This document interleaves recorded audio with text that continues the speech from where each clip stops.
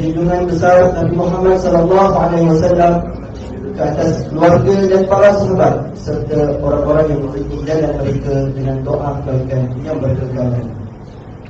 Hambatan pandemik dalam penerusan hidup warga metropolitan. A'udzubillahi minasyaitonir rajim. Bismillahirrahmanirrahim. Alam nashrah laka sadrak wa wada'na anka wizrak alladhi anqadha dhahrak wa rafa'na laka dhikrak fa inna ma'al usri yusra inna ma'al usri yusra fa idza faragta fansab wa ila rabbika farghab. Dengan nama Allah yang Maha Pemurah lagi Maha Mengasihani, bukankah kami telah melapangkan bagimu dadamu wahai Muhammad serta mengisinya dengan iman dan hidayah petunjuk, dan kami telah meringankan daripadamu bebanmu dengan menyiarkan Islam yang memberati tanggunganmu dengan memberikan berbagai kemudahan dan melaksanakannya, dan kami telah meninggikan bagimu sebutan namamu dengan memurnikan pangkat Nabi dan berbagai kemuliaan. Oleh itu maka tetapkanlah kepercayaanmu bahawa sesungguhnya tiap-tiap kesukaran disertai kemudahan. Bahawa sesungguhnya tiap-tiap kesukaran disertai kemudahan.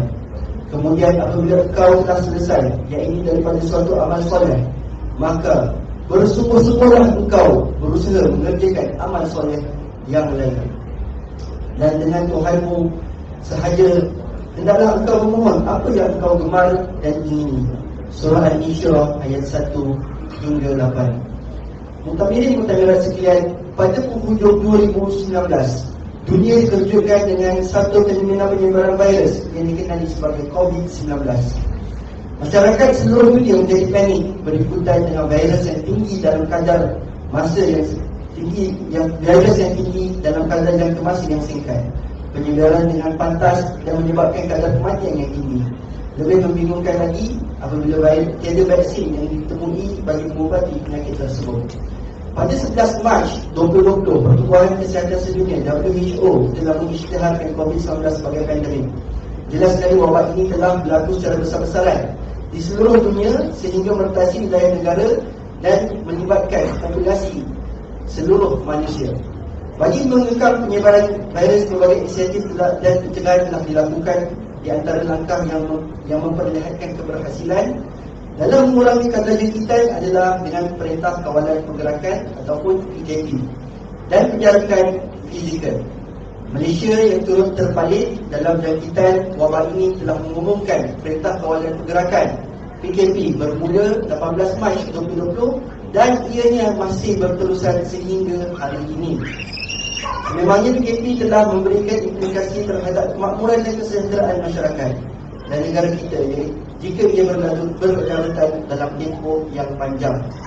Dalam konteks warga metropolitan, ini warga penduduk di Kuala Lumpur, kita tidak dapat nafikan bahawa hambatan pandemik ini diibaratkan sebagai gandaan musibah yang ditanggung oleh mereka.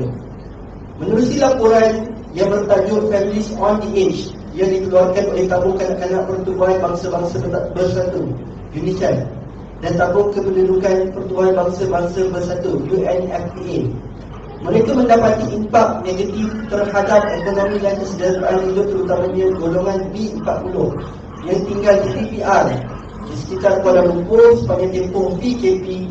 Jelas kumpulan ini sukar untuk mendapatkan makanan-makanan yang seimbang dan bernutrisi. Dalam laporan ini juga turut menunjukkan penurunan sebanyak 40% dalam ukuran makanan berkhasiat berikutan ketua keluarga kurang membeli buah-buahan dan sayur-sayuran sepanjang PKP. Malah apa yang lebih parah, kajian ini mengemukakan bahawa makanan seperti mi segera dan telur telah menjadi pengganti bagi makanan ruji dan asasi.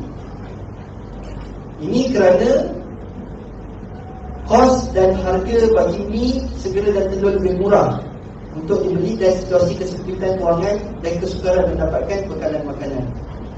Justru penguatkuasaan Perintah Kawalan Pergerakan PKP yang berpanjangan kerana wabak COVID-19 secara tidak langsung telah meningkat kerapuhan kewangan rakyat Malaysia. Bertambah rumit lagi sejumlah 75% daripada responden kehilangan kerja. Dengan gambaran kasar, 1 daripada 4 ketua rumah iaitu bapa tidak bekerja, dan 1 daripada 3 ketua rumah iaitu ibu tunggal kehilangan sumber pendapatan. Kesan daripada ini, mereka menyekat isi perbelanjaan rumah dan hanya berbelanja untuk barangan yang betul-betul sahaja diperlukan. Bahkan keadaan ini turut memberi kesan negatif kepada anak-anak juga. Mereka dikhawatiri mengalami masalah tumbesaran lantaran kekurangan zat dan nutrisi penting. 20% daripada responden juga mengakui bahawa anak-anak keciciran dalam pelajaran berikutan tidak dapat mengikuti kelas dalam talian kerana tiada akses internet dan kekurangan alat perhubungan. Situasi ini sememangnya akan melebarkan jurang kemiskinan dan memberi kesan kepada ekonomi negara dalam jangka masa panjang. Sebenarnya ini sekali lagi telah membuka mata kita sebagai aktivis gerakan Islam bahawa permasalahan masyarakat metropolitan itu tidak berkesudahan. Pandemik ini secara tidak langsung telah menggandakan tekanan hidup bagi penduduk miskin bandar. Apa yang dikhawatiri adalah tekanan pandemik juga turut memberi tepias pada permasalahan dan kebejatan yang lain seperti tekanan jiwa, gangguan emosi dan mental, keciciran dalam pendidikan dan seterusnya, gejala sosial dan jenayah. Realiti masa hadapan resah baharu. Kajian sekumpulan penyelidik dari Center of Infectious Disease Research and Policy (DICRAP) menjelaskan bahawa wabak COVID-19 ini tidak berakhir selagi 60% hingga 70% populasi manusia imun terhadap jangkitan ini. Dianggarkan akan mengambil masa sekitar 18 hingga 24 bulan. Jadi tempohnya masih lagi panjang. Dalam situasi penyebaran virus yang tidak berpenghujung, masyarakat diperkenalkan dengan istilah resah baharu ataupun new normal, yang mana kita selalu sebut adalah norma baharu. Resah baharu merujuk pada perubahan tingkah laku manusia semasa atau selepas pandemik. Ini merangkumi tingkah laku yang bersifat individu seperti bersalaman, bersentuhan dan berpelukan, juga yang bersifat masyarakat seperti menjaga jarak dan menghadkan pertemuan berskala besar. Kita menyadari bahawa resah baharu telah mengubah corak kehidupan harian. Resah baharu menyebabkan institusi pengajian tinggi seperti IPT terpaksa mengoptimalkan penggunaan IT dalam pembelajaran dan pengajaran. Institusi persekolahan mula menitik beratkan nilai kebersihan dan disiplin pelajar. Resah baharu juga menghadkan kegiatan perhimpunan dan aktiviti keramaian. Malah turut terkesan adalah institusi ibadat seperti masjid yang terpaksa menghadkan kemasukan jemaah untuk solat. Walau bagaimanapun, di sudut yang lebih besar, resah baharu telah membuka dimensi baru terhadap beberapa aspek. Yang pertama, pandemik dan resah baharu akan mengukuhkan lagi sesebuah negara dan menguatkan semangat nasionalisme. Kerana apa? Kerana kebergantungan di peringkat internal dalaman negara itu sangat tinggi dan semangat nasionalisme itu pun lebih tertanam dalam kukuh. Yang kedua, pengaruh dan kuasa besar akan beralih dari barat ke timur. Ini gambaran bahawa kuasa China yang lebih ke hadapan semenjak penyebaran COVID-19 dan kegagalan Amerika Syarikat dalam mengendalikan kes ataupun wabak ini di negara mereka. Banyak negara yang akan mengalami kesukaran untuk pulih dan semakin lemah. Ini bagi negara-negara miskin. Dan keempat, mengubah amalan keagamaan. Kita semua tahu bagaimana solat jemaat pun ada limitasi dan program-program di masjid, begitu juga program keagamaan. Pendidikan menjadi lebih fleksibel. Kita diperkenalkan dengan teknologi yang pelbagai untuk pendidikan itu mampu disampaikan kepada pelajar. Industri teknologi akan bertambah berkuasa. Yang ketujuh, perubahan gaya hidup dan kesedaran kesihatan. Dan terakhir sekali, kebangkitan semangat kemanusiaan. Ini jelaskan sepanjang PKP itu kita nampak siri bantuan demi bantuan digerakkan dan dihulurkan kepada mereka yang memerlukan. Jadi resah baharu menyedarkan kita sebagai aktivis dakwah gerakan Islam dan kegiatan dakwah itu seharusnya melalui fasa transformasi. kaedah dakwah yang konservatif perlu melalui proses self-correction dengan mengemukakan pembaharuan dari segi uslub tanpa menafikan prinsip dan nilai yang telah dipegang. Pendekatan yang progresif, idealis dan realistis perlu dirancang secara terperinci. Trend perubahan kegiatan keagamaan dan pendidikan harus kita semangati. Tanpa berlengah, gerakan Islam mesti mengambil kesempatan atas ledakan teknologi yang mampu digunakan sebagai tools dan instrumen pengembangan dakwah Islam. Besar baru juga menyedarkan kita bahawa realiti dan keperluan masyarakat metropolitan adalah penting dan pasti dan perlu diberikan perhatian. Keperluan asasi seperti jaminan pekerjaan, makanan seisi keluarga, pendidikan dan masa depan anak-anak menjadi fundamental dan perlu diberikan perhatian yang sewajarnya. Namun dalam aspek yang lain, Resah Baharu telah memberikan harapan dan petanda yang positif apabila memperlihatkan kebangkitan semangat kemanusiaan, kesedaran untuk saling membantu dan melahirkan masyarakat yang bertanggungjawab dan bersatu dalam mencegah penularan wabak. Justru ABIM sebagai sebuah gerakan sivil sewajarnya menggandakan kempen, advokasi dan siri bantuan sebagai mesej kepada masyarakat di luar sana bahawa setiap daripada kita mempunyai tanggungjawab kemasyarakatan dan harus berkongsi kebaikan. Citra gerakan dakwah dalam era Resah Baharu. Suatu perkara yang perlu kita lakukan sebagai pendukung gerakan adalah menilai kedudukan dan pendekatan gerakan ABIM di dalam era Resah Baharu. Beberapa persoalan yang wajar kita bangkitkan untuk menentukan hanya tuju perjuangan kita. Antaranya, bagaimanakah ABIM mendepani Resah Baharu dan apakah strategi dakwah yang wajar digunakan dalam era ini? Apakah gerakan Islam seperti ABIM mampu kembali pulih di persada dakwah dan berjaya mengintegrasikan gerakan sesuai dengan kehendak sosiopolitik semasa?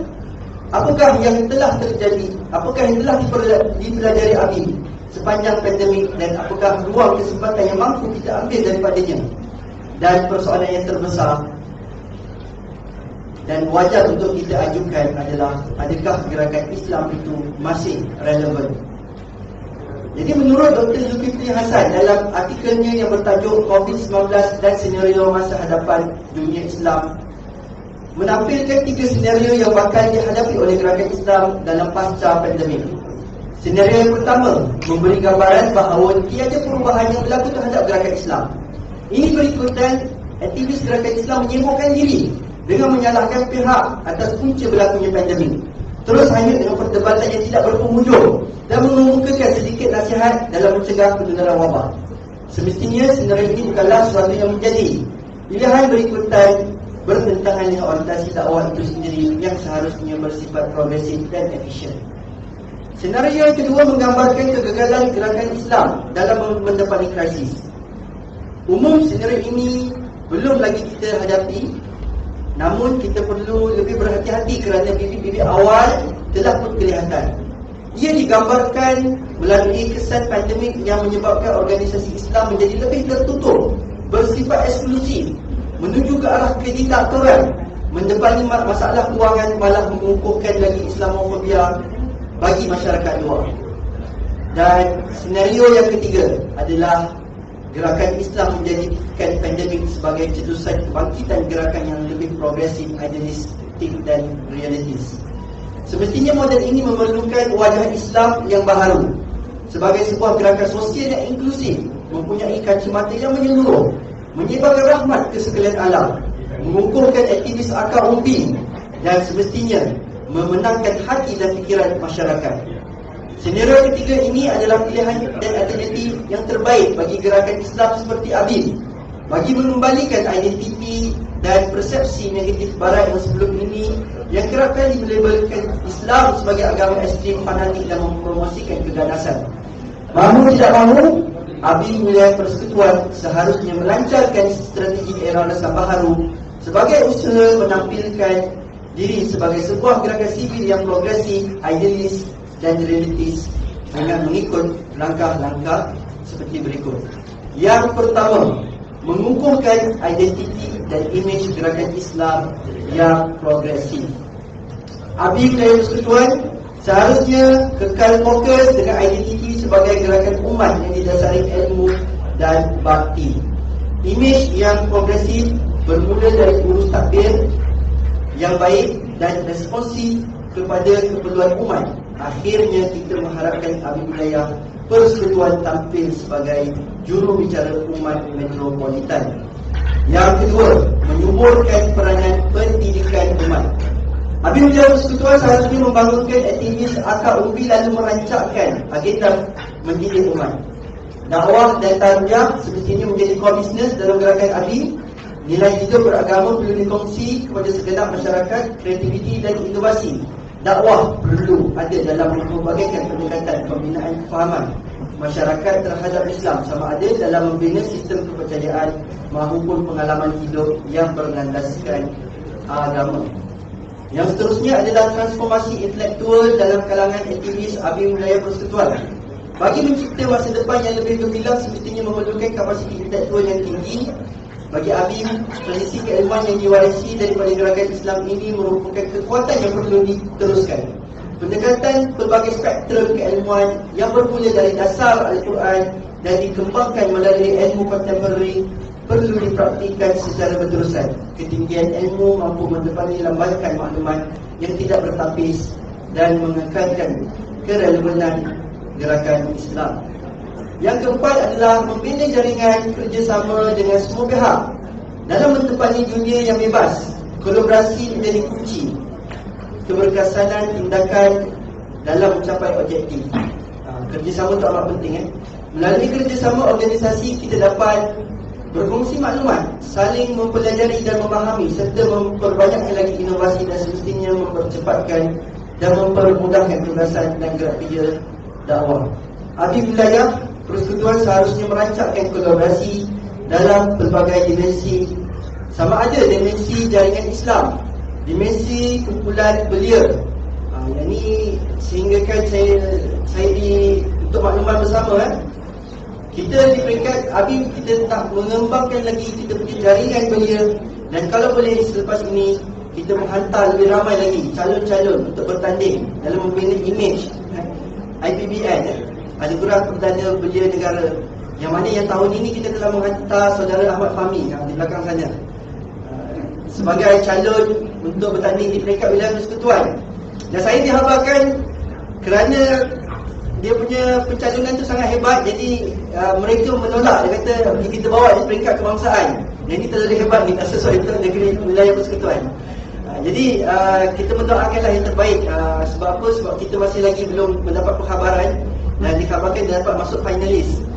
Dan kita mengharapkan pada masa akan datang lebih banyak lagi calon-calon, seperti saudara Ahmad Fahmi kan, yang mewakili Habib Mustafa untuk bertanding di peringkat IPBN dan mengadakan hubungan-hubungan antara belia dan lebih banyak lagi kerjasama. Selain daripada hubungan antara belia adalah pemerintah. Sebagai contoh dengan GBKL, saya juga difahamkan kita ada seorang aktivis kita Tuan Wan Uzair yang telah dicalonkan, saya seorang calon untuk untuk ditempatkan sebagai Datuk Bandar Kuala Lumpur. Jadi ini merupakan satu peluang dan jaringan yang perlu kita lakukan supaya ia mampu digunakan sebagai untuk melancarkan lagi gerakan kita, agenda kita. Dan seterusnya gerakan sivil, NGO yang lain, individu yang berkepakaran, NGI dan kumpulan bukan Islam, non-Muslim. Semua engagement ni harus kita lakukan dalam mengembangkan lagi, dalam melancarkan lagi urusan dakwah kita ataupun menjayakan agenda kita. Yang kelima, pembangunan pemikiran strategik dan sistem penilaian prestasi. Pemikiran strategik memerlukan kemahiran mempelajari dan menekuni kejayaan dan kegagalan yang lepas. Insight. Kita bukan bernostalgik sahaja, tetapi kita menekuni apa yang telah kita lakukan, berjaya dan gagal. Kemahiran menterjemahkan dan respon pada situasi semasa, bersandarkan pengalaman yang lepas dan jangka masa akan datang. Maksudnya menggerakkan. Kita tahu apa pengalaman kita yang lepas dan apa yang kita nak merancang pada masa akan datang. Dan kemampuan membuat jangkaan dan persiapan kebarangkalian masa hadapan, iaitu foresight, iaitu kita menjangka masa depan apa yang akan berlaku untuk gerakan Islam. Habib Wilayah Persekutuan perlu melakukan penilaian ke atas ketiga-tiga aspek ini dari semasa ke semasa dengan tujuan semak nimbang prestasi, mengenal pasti peluang dan mengobjektifkan sasaran yang cuba dicapai. Yang keenam, gerakan dakwah yang mengoptimumkan fungsi digital dan teknologi. Era ini adalah era Internet of Things. Pandemik telah membuktikan bagaimana teknologi menjadi alat yang berkesan dalam menyelesaikan pelbagai permasalahan seperti komunikasi, bertemu, pendidikan, akses kepada pembelian barangan kebutuhan harian, capaian maklumat dan lain-lain lagi. Era ini memberikan tamsilan bahawa teknologi digital adalah senjata yang paling mapan dan efektif dalam merebut masa depan, dan seharusnya gerakan Islam seperti Abi menggunakan dan memanfaatkan seoptimal mungkin. Muktamir sekalian, Manifesto 2020 Abi Wilayah Persekutuan, agenda umat yang perlu diteruskan. Pada sesi lepas, Abi Wilayah Persekutuan telah mengemukakan Manifesto 2020. Manifesto 2020 adalah sasaran dakwah yang dirancang untuk dilaksanakan bagi memenuhi keperluan warga metropolitan selaras dengan kemampuan Abi Wilayah Persekutuan. Pada muktamar ini adalah baik untuk kita memperbaharui tekad menjadikan agenda dakwah yang telah dirancang dalam menepati era resah baru. Manifesto yang pertama mengukuhkan usrah unit sebagai tulang belakang pembangunan daerah. Atas kesedaran untuk melahirkan lebih ramai aktivis dakwah metropolitan yang berkualiti, Abi Wilayah Persekutuan akan memberikan penumpuan ke atas pembinaan usrah unit. Usrah unit akan melatih aktivis muda tempatan dengan kemahiran dakwah. Di dalam manifesto ini, ahli usrah akan diberikan tumpuan pada pembinaan fikrah dan pembukaan amalan kerohanian. Mereka disasarkan sebagai pelapis pimpinan amin daerah dan pemimpin muda setempat. Objektifnya adalah sebuah daerah sekurang-kurangnya memiliki satu usrah unit. Manifesto yang kedua, membangunkan masyarakat setempat dengan memanfaatkan pusat kegiatan One Stop Center dan Rumah Habib. One Stop Center yang sedia ada perlu dioptimumkan penggunaannya. Habib Wilayah Persekutuan dan disasarkan pada penawaran program pembangunan masyarakat bagi segenap usia di pusat tersebut. Program yang bakal diusulkan adalah seperti kelas agama, contoh akademik, sekolah rendah dan sekolah menengah, dan bingkil kemahiran. Sekiranya berkemampuan, Habib Wilayah Persekutuan akan mengusulkan rumah Habib ataupun yang kita sebut sebagai rumah jemaah di mana-mana PPR yang akan menempatkan aktivis Habib dan akhirnya menjadikan rumah tersebut sebagai pusat masyarakat melalui program seperti kelas mengaji dan tutor akademik. Dan yang seterusnya, manifesto yang ketiga, agenda pendidikan masyarakat. Habib Wilayah Persekutuan komited untuk meneruskan program pendidikan masyarakat dalam pelbagai tema seperti pendidikan kewarganegaraan, pendidikan kekeluargaan, pendidikan keselamatan, masih lagi dianggap relevan sebagai suatu usaha membina kesedaran.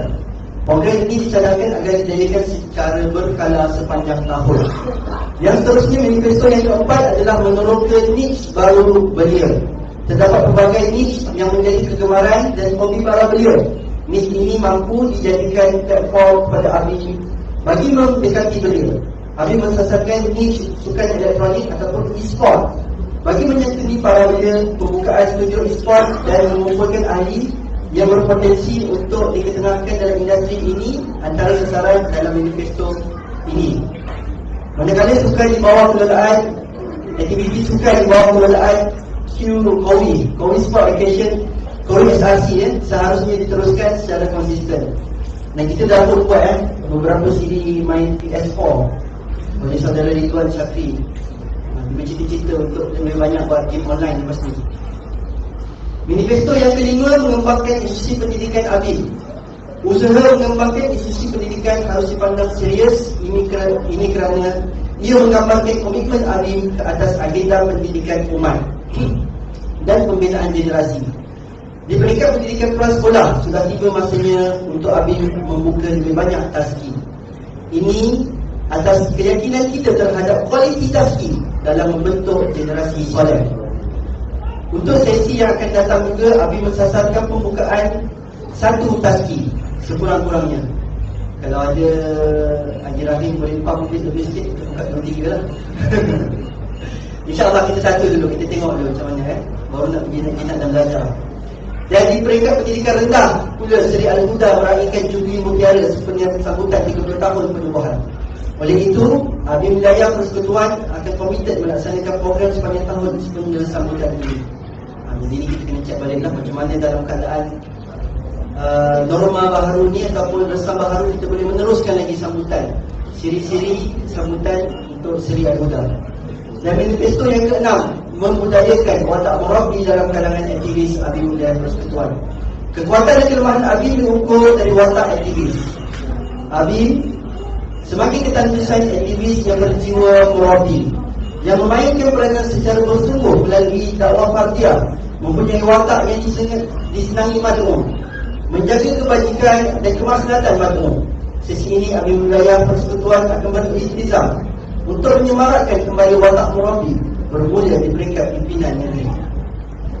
Mutamirin sekalian, marilah kita beristiqamah dan meningkatkan kesabaran agar kita terus berkekalan dalam perjuangan dakwah ini. Sesungguhnya perjuangan ini menuntut komitmen dan kesabaran. Janganlah kita cepat putus asa apabila bertemu jalan buntu.